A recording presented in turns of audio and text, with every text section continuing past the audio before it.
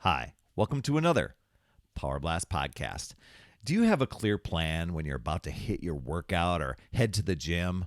Or do you just label it as strength or cardio day and figure it out as you go? In today's episode, I have a tool that will definitely help you figure it all out so you can get the most results out of your workouts. Stay tuned.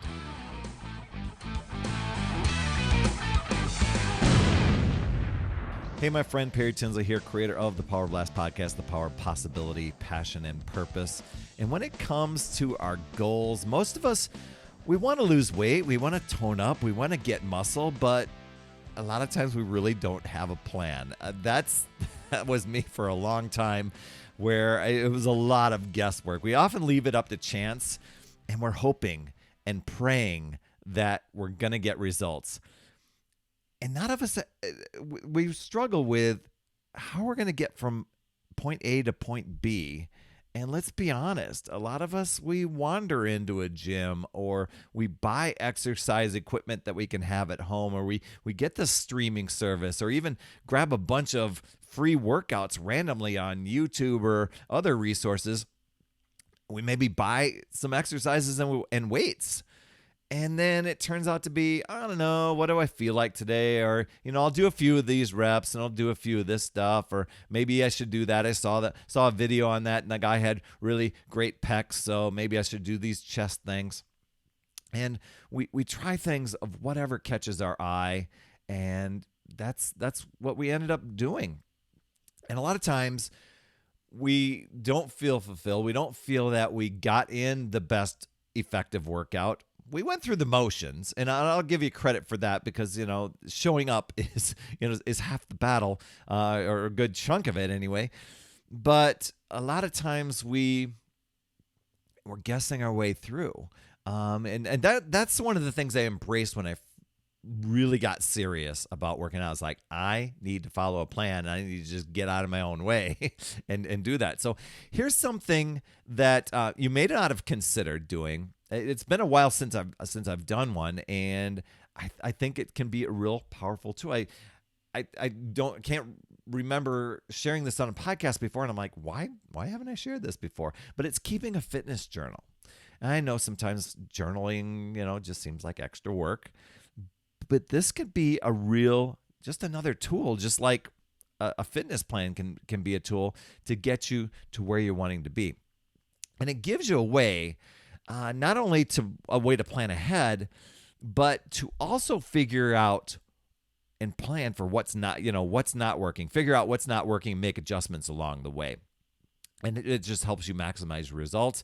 It actually can take the guesswork out of the hard work you're putting in, and it gives you intention and purpose into what you're doing. So a journal, it can help you with many things. A lot of things you can consider with life, but we're going to focus on health and fitness, particularly fitness today, because a fitness journal can help you, as you might have expected, plan your workouts and your rest days, so you can have like a little calendar or a little way to do it. But tracking your progress to reach your goals, being able to reverse engineer your goals to make those more attainable, helps you stay more motivated, because you're seeing some results, or you're getting some quicker wins. You can record things like your energy level, your sleep, your food, and you can actually get a better understanding of yourself when it comes to moods, habits, excuses, limiting beliefs. If you record those things down there, then you could probably see some patterns. And all this information can really give you clarity so that you can move forward with your fitness journey and take the guesswork out. And the cool thing is, here's the real cool thing, you don't need anything elaborate to journal. Now, I know a lot of us, and you're probably thinking, oh my gosh, I'm going to Google really cool, get on Amazon and get a really cool, fancy journal. But you don't need that. I think a lot of times we tend to overcomplicate things because we have to have this real cool factor. But if you just make it as the tool that will get the job done, you can use this something as simple as a spiral notebook. There's some fancy apps that you can get out there. An app that I think is really, really powerful, I use it for a lot of things, is the Notes app. on my phone. That can be done, but you could search your app store for some different things. Paper, spreadsheet, app, just whatever you choose. Whatever you choose, make sure it's something that you can document various things as you go along the way. I know that some apps, they'll be, okay, I track my water, I track my food, I checked in with my workout. And while it's very simple, there's a lot of extra information that it tends to leave out. Now, there's nothing wrong with simple, but if you're wanting to really identify the things that maybe have become barriers or roadblocks to you, it's not necessarily just getting the workout in, but it's also your mindset stuff. That's pretty important stuff to get down. So have a plan, recording your workouts, and having a way to reflect on all the things that impact your journey and your goal.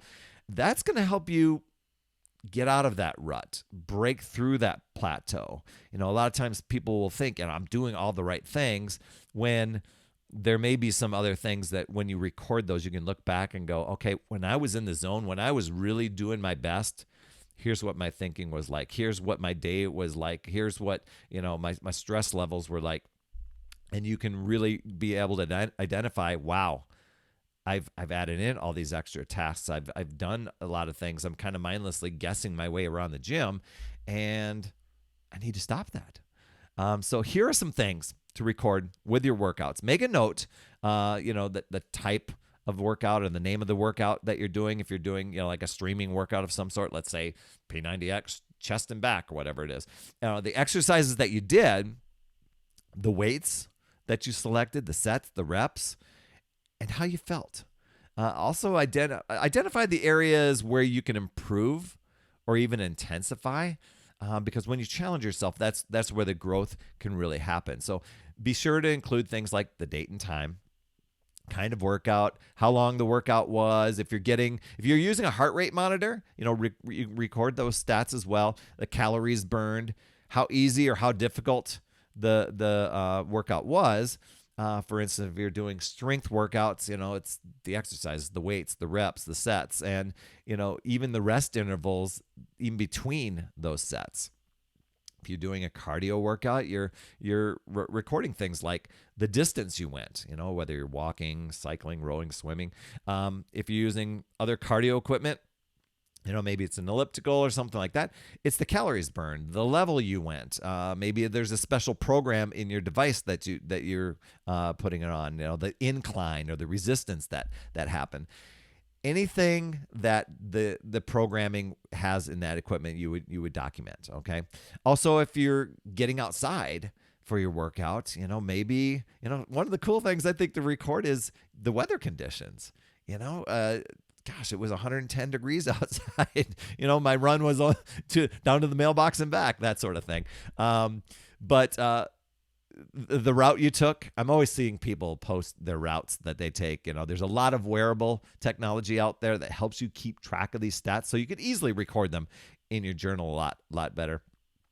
So what was it? Sets, reps, weight level, total distance traveling, the average speed while you're jogging, your peak heart rate is important. Even if you're on treadmill for that stuff, how much time you spent. If you're doing yoga or stretching, the time that you did with that. If you followed a certain program, make sure to get that down. And so even the circuits that you're doing, if you're like in a gym going around the circuit of different machines, you can record that. So I know that sounds like a lot, but you're going to have to figure it out for yourself. Those are just some things to include in your journal. You won't obviously record all those things every single time, but those are just some things to highlight as you're going through your journal. And then recording other things in there, whether it's a daily check-in or weekly or monthly, I think it's good to get daily for things like, your sleep, what your mood level is like, your energy. I've seen people actually have like little smiley faces or whatever that, little symbols that they could use. That's the way I would do it. I would come up with a symbol that, what my mood level is like, what my energy level is like. But you can figure that out as you go.